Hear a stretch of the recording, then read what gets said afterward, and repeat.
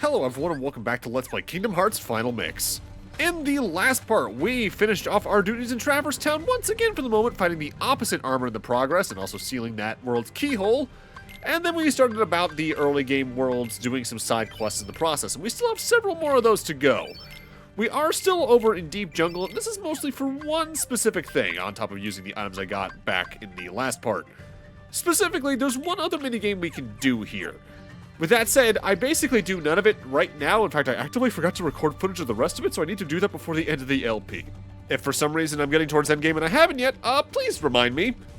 So, in specific, for this other minigame in Deep Jungle, we want to climb up into the vine section, and there's going to be these little flowers on some of the platforms up there. Investigating those is what triggers this minigame to play. Technically speaking, for 100%, you just need to have completed one level of it, but I want to showcase the others later on when they're actively more doable. The minigame here is the Vine Swinging Time Trials. There's 4 different courses for it. The Jump Course, the Trap Course, the Acrobatic Course, and the Expert Course.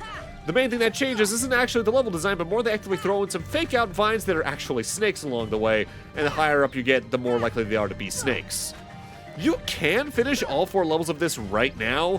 I really don't recommend it, because there's certain movement utilities we're going to get later on that'll actively help you do this a lot more easily. The only reason I'm showcasing this one level now is that I was already going through these first 3 worlds tying up loose ends anyway. Might as well do it now and tell you need to complete at least one level of it to have it marked as complete in Jiminy's journal along the way, rather than just blitzing all 4 levels at the end, even though, again, I will remember to do the other 3 later on, hopefully. That'll be one of the last things I need to record for the LP, if not the last thing at this point, honestly. It does kind of lean into something I've already brought up several times in this first early game chunk of the game, where while the worlds in Kingdom Hearts 1 are all very different in feel or especially focus, these first 3 worlds all kind of showcase a different element of the game as a main focal point. Wonderland's all about world exploration and interacting with the world itself. Deep Jungle's more about the platforming puzzles. Meanwhile, Olympus Coliseum's all about that combat. And honestly, it makes for a really good lead into the game so you can kind of know what to expect combined in later worlds. Speaking of Olympus Coliseum, now we're back here because at this point, the first actual tournament has opened up for us to do. It's time to go from junior hero to real hero. In order to enter a tournament, go to the lobby and talk to Phil. He'll list the cups in the order they're unlocked in, effectively easiest to hardest. Upon selecting one, he'll ask how you want to enter. This is effectively the difficulty of the cup. Each cup has 3 difficulties that unlock sequentially, and that means in order to get everything done in Jiminy's journal, as well as in Olympus Coliseum itself, you need to complete each cup all 3 ways. Also worth noting, this is only really useful in one of the difficulties per cup, and in specific, I only use it in one specific cup's version of that difficulty. In any given fight in a tournament in Olympus Coliseum, you can actually pause the game and hit the restart button to restart the seed you're at from the start. There are reasons you might want to do that, and it usually either comes down to you being close to death at the end of a cup, or involving that 3rd difficulty we'll talk about momentarily. So the way we're going to handle the tournaments here at Olympus Coliseum through this LP is we're going to show the standard version of a tournament at full speed. Then the later 2 difficulties we're going to show at extreme speed up with music playing, just to get through it all the same. The only exception to that being the final cup in the game, mostly because it's easily the longest, and that's just for the sake of time more than anything. Now, a little bit of an interesting thing is that the cups, of course, have their own difficulty curves. Sometimes they have little mini-bosses thrown throughout just to spike the difficulty here and again and give you a challenge. But some enemies in the Olympus Coliseum tournaments actually revert back to their original Kingdom Hearts coloring instead of the final mix coloring, as you can see here with the feat of the guard armor here. This is the original purple-pink version I talked about back earlier in the LP that I put an image up over. It only really happens with a select few enemies, so I'm assuming it's like an entity list quirk where maybe when they were updating the visuals for enemies in Final Mix, the guard armor feet and hands that are shown separately here in the Phil Cup, for instance, were counted as separate enemies than the ones that come with the rest of the guard armor, so while they updated one, the other didn't automatically update because of that. So being the earliest actual tournament you can access here at Olympus Coliseum, it's of course going to be the easiest. Pretty much every Heartless you're going to see here is something you've encountered throughout the rest of the game up to now. Specifically, expect to see Shadows, Soldiers, the Large Bodies, the Red Nocturnes, the Blue Rhapsodies, the Yellow Operas, the Green Requiems, the Power Wilds, Gauntlets, Hammerlegs, and eventually the Armored Torso from the guard armor itself. With that said, there is a surprising amount of thought put into the enemy layouts themselves and how they'll largely interact with each other. which honestly is probably one of my favorite things about Kingdom Hearts 1 and 2 specifically. It is in the other games, just a little less obviously. While enemies themselves rarely interact with each other outside of the occasional buff or a Green Requiem's healing, for instance, every layout of enemies within a room are very well thought out and actively placed in a way where it actively, A, makes the area feel like it has its own identity, even if it's heartless that we've seen in other areas, or forces you to maybe even take a moment in combat to figure out what your priority target should be for one reason or another depending on what's going on around you. Olympus Coliseum is probably honestly the peak of that at large, though, if only because A, well, it's a literal challenge gauntlet, and B, they went so far out of the way to even make little nicknames for each individual grouping of enemies, which, honestly, there's some pretty smart names in there for what the combos of enemies can end up leading to. With that said, it is worth noting, with exception to the final cup in the game, a death in any fight in a tournament sends you back to the lobby where you need to talk again to Phil to restart it from round 1. It's not a complete death though, just a loss. Thus you do retain any experience and levels gained in the process, though items used do stay used as well due to that, so you might want to stock up back at Traverse Town here and again. So a moment ago, Donald leveled up and learned a new ability, MP Rage. This is a very good ability that got heavily nerfed in Final Mix. What it does is that if a character takes damage and they're equipped with that ability, they gain some of their MP back based on the amount of damage they took. I forget the exact change numerically, but in my memory, it's less than half the efficacy it used to be back in vanilla, which is real rough. And I think they also made it cost an extra AP or two. It's still very good, but it's nowhere near as good as it used to be. That's kind of a fun thing about the final mixes though. They go out of the way to nerf some abilities and buff others while also introducing other bells and whistles that change how veterans approach things. It is less like a hard mode like it might seem at times unless you're actively playing on proud mode, which is even then harder than the original vanilla game's expert mode. It's more like an approach similar to the 3D versions of Final Fantasy IV, where you need to adapt to what's new if you're super used to the original versions. But if it's your first version, you just face it head on and approach the challenge in a radically different way. But that's it. It is kind of wild looking back at like the late PS1 to even mid PS2 era of Square games where they regularly got re-releases in other places that added new content that just didn't make it to the other territories for years, if ever.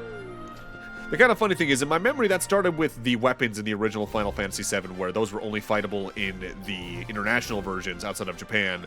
But after that, effectively every other game that they did that with got either extra content exclusively in Japan or in Europe, in the case of, say, Final Fantasy X International or 12, Zodiac Age International type stuff. And the final mixes are probably the most popular version of that writ large. It does kind of bring a smile to my face thinking back to the early 2010s with how excited I got to be able to finally play these versions late into 7th gen after all I heard over the years. Though, not for nothing, people did figure out ways to play the international versions of the various Final Fantasies and the final mixes for Kingdom Hearts on American PS2s at the time via modding, but I would never do that to my PS2 because I adore it too much. I've only really ever done that with my Wii U and my recently acquired PlayStation Vita.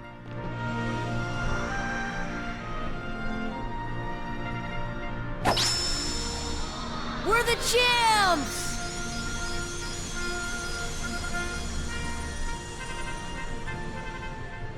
And for completing that, we finally get the Gravity Spell, my favorite spell in the game. I never thought you'd do it. Not bad. Phil, you're just as stubborn as ever. Don't pretend you're not happy for them. Ahem. Now, kid, you've still got a long way to go. The next round's starting soon. Next time it'll be the real thing. Now, you can just leave at this point, but I have some other things I want to do. Specifically, I want to do the later revisits to the Phil Cup specifically, because it's still decently easy to do at this point. The second difficulty for every cup is playing it with just Sora alone. The enemy layouts do not change, you just have to react to them better because you're the main target now, and you'll also have less healing resources or even meat shields due to that. Worth noting, I'm going after all three variants of the Phil Cup right now because I know I can do it. With that said, largely the later cups, I would recommend waiting until a world or two later than when they unlock to actively try tackling them, if only to have the extra HP, MP, strength, or anything else you might need to help take down the enemies more efficiently, either as Sora alone, or in the third variants of the cups that we'll talk about momentarily. So let's talk about the Gravity Spell and why it's my favorite in the game. For the cost of 1 MP, Sora will spawn in a mini black hole that slowly approaches the ground before slamming any enemies within its range into the ground. This does heavy damage that, like its equivalent in Final Fantasy, does damage based on a percent of the target's health. Unlike FF though, Enemies are seldom fully immune to its effects, just more resistant to its damage. I take a while to put on a shortcut, and I do mean a while, but honestly it's your best friend against any enemy small or especially large, like large bodies. Its main shortcomings are A, it's pretty slow compared to every other spell, so enemies can more easily escape its reach, and it's not as good during boss fights, but not for nothing, it can still chunk them down decently with several castings in a row. For completing the Sora Alone Fill Cup, we get a Combo Plus ability. That, when equipped, will boost Sora's ground combo by 1 extra hit. That is a very good ability in Kingdom Hearts 2. In Kingdom Hearts 1, honestly, because of the way the combat works, I tend to prefer actively keeping Sora usually at 3 to 4 strikes in his combo at most, just so I have more time to move around in the case there's a lot of Heartless around me. Plus, with how heavy spells can be in this game, or how certain combat finishers work, you want to have your combo finishers come out more often than not in one, at least. The third version of every single cup is far and away the hardest. It's a time attack where they give you a set timer to finish all of the rounds. Not for nothing, I could even recommend waiting on doing the Fill Cup's time attack until even a single world later, because I pulled this one very close. There is a mercy, at least in this, compared to the Sora Alone matches, in that you do have Donald and Goofy back for any time attack version of a tournament. With that said, at the very start of this cup, Sora leveled up and we actively gained a new ability for hitting level 21, Scan. So now I can actively see every enemy's health bar moving forward throughout the game, and thus it's going to have a lot less anxiety for how close I'm getting towards the end of boss fights and all that. For level 21, with the Dream Sword route, you actively get another combo plus, so you can have Sora's combo on the ground up to 5 hits at this point. But the Dream Rod probably gets the best ability here, MP Haste. MP Haste raises the amount of MP you regen at any point in time, be it from whacking enemies with your Keyblade or from picking up MP bubbles that enemies drop. If you love casting spells like I do, it's your best friend. With that said, the sad thing is, since I chose the Dream Shield route, I'm not getting it until my level is in its 70s. Oops. The defensive skills are still really worth it. From memory though, at least, Donald already has it at this point. I think he learned it at around level 15 or so. So for completing the time attack for the Fill Cup, you get an additional Tech Boost skill. Alongside the one we got from an earlier level up along the Dream Shield route here, Sora now has 2 of that ability. Equipping the one, like I think I mentioned when we got it, doubles the amount of tech points you get from enemy interruptions and the like. Stacking 2 of the ability on one character triples that base number. So say if I got 5 tech points from something, I'm now getting 15. Every little bit of that goes a long way to help your survivability and leveling curve, especially if you're on, say, Dead of Night like we are for our leveling curve. With that said, we're now done with the first section of worlds in the game, period, for at least a good while. There will be other stuff to do there later on, but for right now, we're done. So it's time for us to access our next set of worlds, and to do that, we need to interact with the warp holes we can see on the world map screen. The way you do that is go along either of the routes they're next to, and then when they come up, fly into them. Looks suspicious. Maybe it leads to another world. Hold right, and we're going to be teleported. We do have quite the amount of gummy ship left to go here, though, so be careful. If you're wondering why I'm showcasing this gummy ship section at full speed, by the way, it's for 2 reasons. 1, it's so I can showcase what the warp holes do and how to get into them. 2, it's because this is our first time actually using this ship in a full flight, and I want to showcase its extra firepower and speed effectively before I do speed up for the rest of the time we're using this specific variant of the Excalibur. Now, off the top of my head, I haven't talked too much about my first playthrough of Kingdom Hearts 1 throughout this LP. And largely there hasn't been too much to mention about it outside of maybe getting walled a little bit by Trickmaster as a very little kid and starting the first chunk of the game over and over again just because I wanted to keep playing but not get stuck at that boss fight. Or Stealth Sneak and Deep Jungle giving me some shit when it came to navigation. But there's about 5 distinct points from this point on in the game where, as a kid, I just got completely stuck, and it wasn't even tied to super bosses or anything. It was either usually that a main story boss was too hard for me, or I just couldn't figure out the right way to go within a world. This set of worlds we're about to start here has 3 of those 5. And the first is, of course, in good old Agrabah.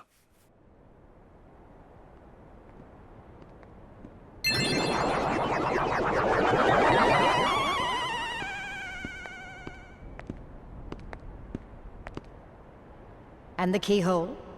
The Heartless are searching for it now. I'm certain we'll find it soon enough. So that just leaves...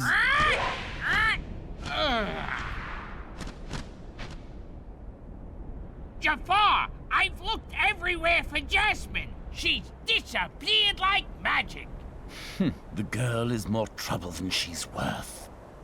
You said you had things under control. Agrabah is full of holes for rats to hide in. But why worry about Princess Jasmine? With her or without her, surely this world will be ours when we find the keyhole. We need all 7 princesses of heart to open the final door. Any fewer is useless.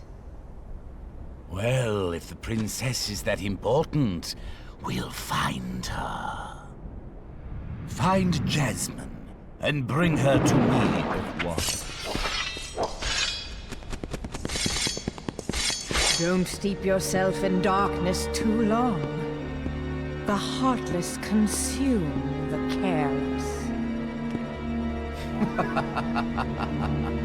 Your concern is touching, but hardly necessary.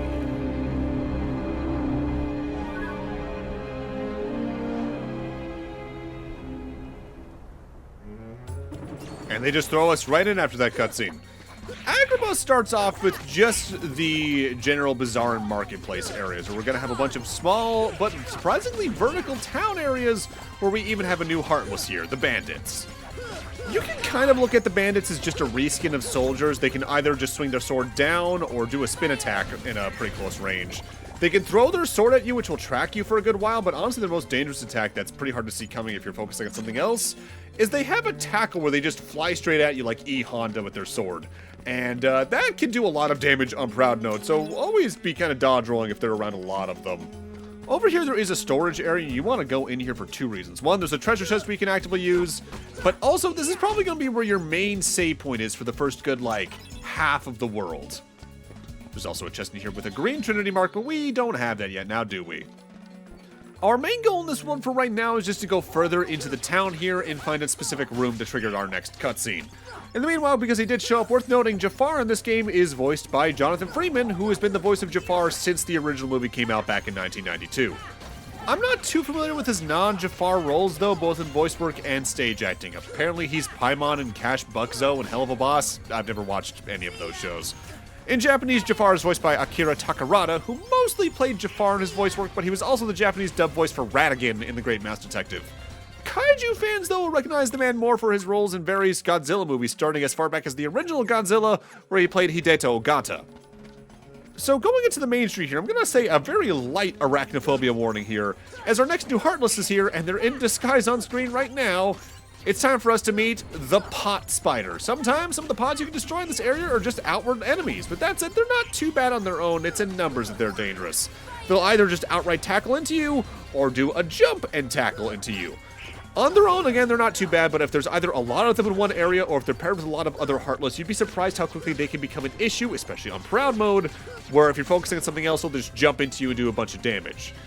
On normal mode or below, though, they're more annoying in my eyes for just completely taking you out of non-combat mode if you're trying to open up a chest that's just near where they are. So our main goal in this room is actually to go through the door to our left when we first enter it. But I do come up here to grab this Mega Ether. I'd honestly recommend waiting until a little later to grab that, just so it's along the way more accurately, because the door that's behind that treasure chest will eventually open up, and we do need to go through there to actually finish the world. It's actually one of the reasons I actually got lost in this world a lot as a kid.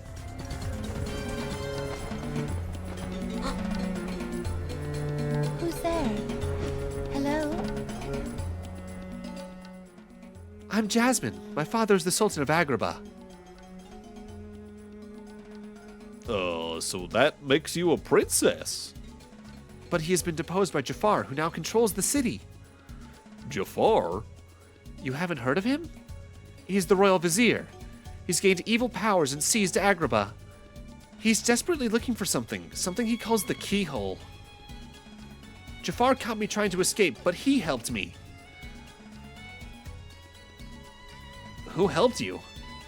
We were hiding nearby, but he left a while ago to take care of something. Oh, I hope Aladdin's all right. Aladdin? Where might I find this street rat? Jasmine, allow me to find you more suitable company, my dear princess. These little rats won't do, you see. Jasmine, run! Ah, the boy who holds the key.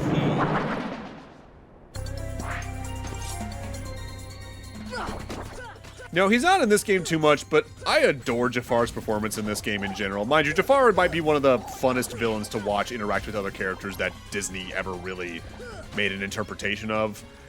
Like, when it comes to specifically, like, the Renaissance era villains, it's either, like, him, Gaston, or Hades.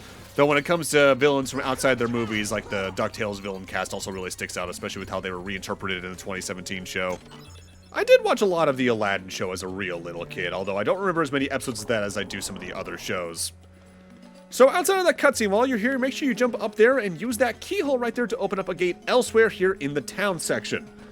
There are 3 of those hidden throughout the area that we need to investigate to get everything done here, let alone grab all the chests along the way. Welcome to this little convenient little abode, and here we got a scissors gummy, which I actually don't know what that does. And there's another chest over here in the corner, containing a mega elixir. Store that for later, why don't you? And of course, there's this specific thing we can move over here, this little cabinet containing the second of the 3 keyholes we can do here. This will open up another door somewhere else. And of course, there's a living piece of fabric underneath this one cabinet.